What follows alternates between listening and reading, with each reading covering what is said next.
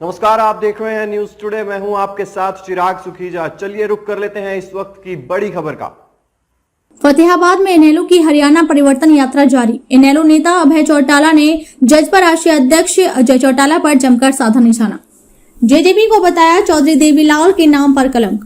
कहा अजय चौटाला को किसी अच्छे डॉक्टर से ले लेना चाहिए इलाज। हर वक्त रटते हैं इनेलो का नाम। कहा जेजेपी हो चुकी है खत्म। अब इस बार लोग जजपा और बीजेपी दोनों को सिखाएंगी सबक। उचाना सीट को लेकर किया चैलेंज। जेजेपी और बीजेपी मिलकर भी लड़े चुनाव तो भी जीत नहीं सकते। सिरसा लोकसभा क्षेत्र की सभी सीटों पर अभय चौटाला ने किया जीत का दावा। कहा 25 सितंबर को चौधरी देवीलाल की सम्मान दिवस पर खत्म होगी यात्रा। की जाएगी देश की सबसे बड़ी रैली। फतेहाबाद में इनेलो की हरियाणा परिवर्तन यात्रा लगातार जारी है।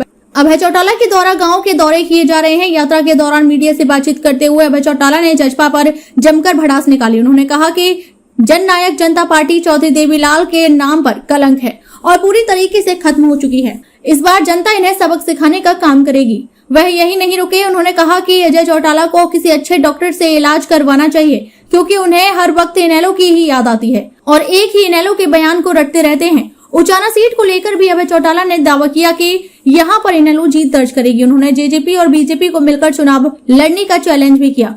उन्होंने कहा कि अगर जेजेपी और बीजेपी मिलकर चुनाव लड़े तो भी वहां से जीत नहीं सकती। अभय चौटाला के द्वारा सिरसा लोकसभा क्षेत्र की सभी सीटों पर जीत का दावा भी किया गया। अब भी गड़ी है। अब की बार भी जो अगला चुनाव होगा, लोकसभा में भी और विधानसभा में भी, दोनों में बहुत बढ़िया मार्जिन के साथ हमारा कैंडिडेट जीतेगा। जिसको भी लोकसभा की टिकट देंगे, मैं बहुत दावे के साथ ये बात कह सकता हूं कि हर हालत के अंदर सिरसा लोकसभा की सीट जो है इंडियन नेशनल लोकदल पार्टी जीतेगी।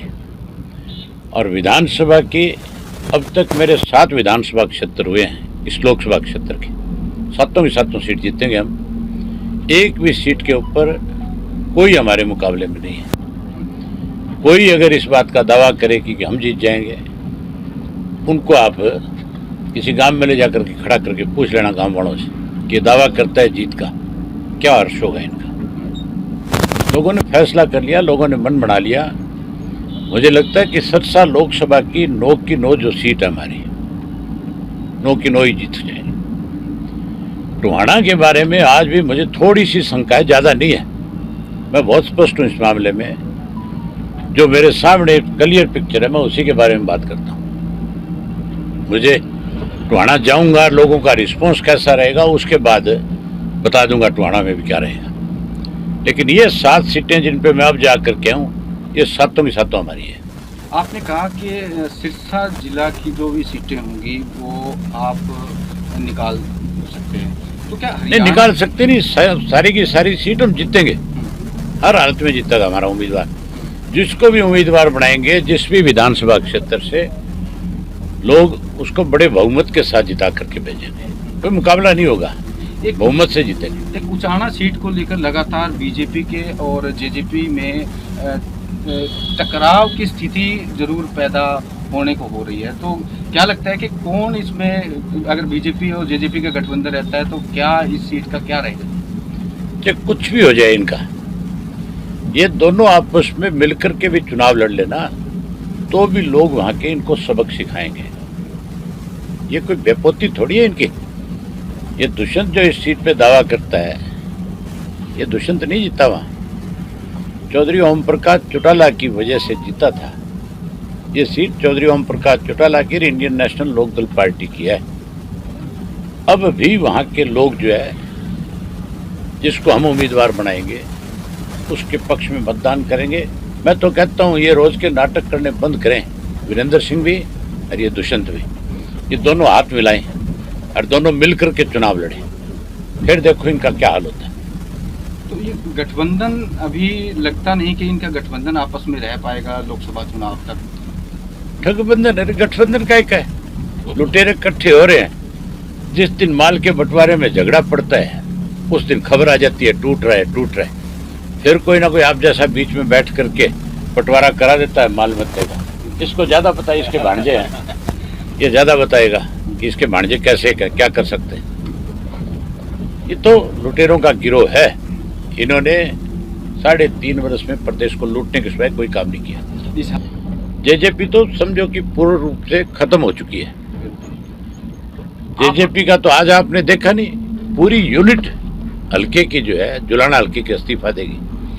ऐसे बहुत सारे हल्के होंगे जिनमें इस तरह के इस्तीफे होंगे।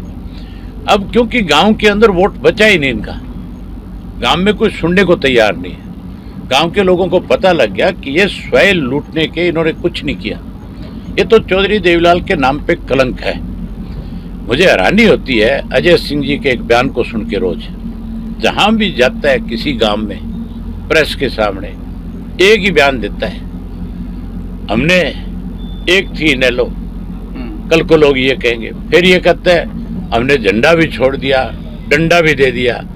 डंडा तुमने लोगों के दे दिया, अब तुम्हारी लोग तसल्ली करा देंगे, अब थारा बैम काट देंगे। फिर कहते हैं एमएलए भी सारे छोड़ दिए। जब कजरो तुम ही भाग गए तो एमएलए बेचारे कहाँ रहेंगे? सब सारा गंद करने वाले तुम हो। तुम्हारी वजह से आज हरियाणा प्रदेश के लोग जो है 5 साल पीछे चले गए। इसके जिम्मेवार ये है, अब लोग इनको सबक सिखाएंगे। अजय सिंह को मुझे लगता है किसी हॉस्पिटल में जा करके अच्छे से डॉक्टरों को दिखाना चाहिए कि भी ये बात उसकी जबान से बारी बारी निकलती क्यों है। अगर उसको लगता है भी इंडियन नेशनल लोकदल पार्टी खत्म होगी, क्यों जिक्र करता है हमारा? वो क्या लेना देना है उसका हमारा? हम तो नहीं जिक्र करते उनका कभी भी।